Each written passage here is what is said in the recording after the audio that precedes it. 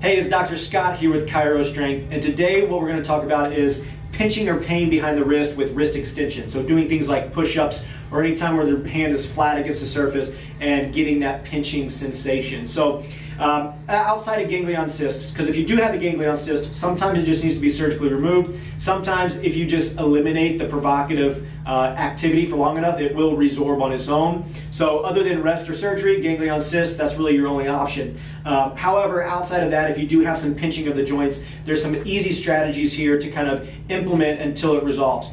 First one's going to be a normal range of motion exercise, but what we're going to do is we're going to place the webbing of our hand on top of the hand here, and we're going to pull up a little bit to give a little distraction. So we're really creating a little distraction before we bring that hand over like this.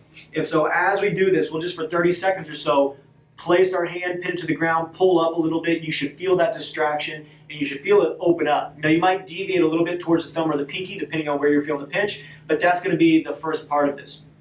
Once we can restore a little bit more pain-free range of motion, now we got to start working on our active versus passive range of motion. So what I'm going to do is just put my forearm resting on a plyo box or bench and see how much active range of motion we have.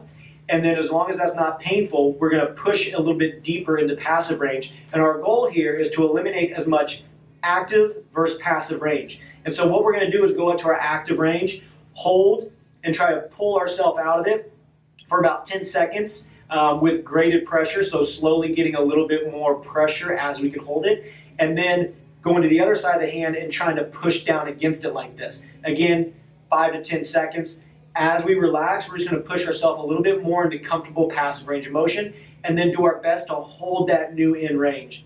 And again, we're going to go back through the pressure on the back of the hand, pressure with the hand towards that flexion position. And by doing that for about 60 to 90 seconds and kind of alternating between pressures on the back of the hand, pressures on the front of the hand, we should be able to restore a little bit more active range of motion over time. Not something you'll get in a single session, but if we can improve that active range of motion, we're less likely to continue that pinching. In the short term, you may need to modify some of your pressing positions, so maybe doing push-ups on dumbbells. If you put your fingertips out to the side a little bit, that should also eliminate some of the pinching that you feel in the wrists. But those two drills back to back, worked on a consistent basis, should help with that pinching in the back of the wrist. If you do have any questions, comment below. I'll do my best to answer those questions. And like I always say, don't just mend, transcend. Thanks.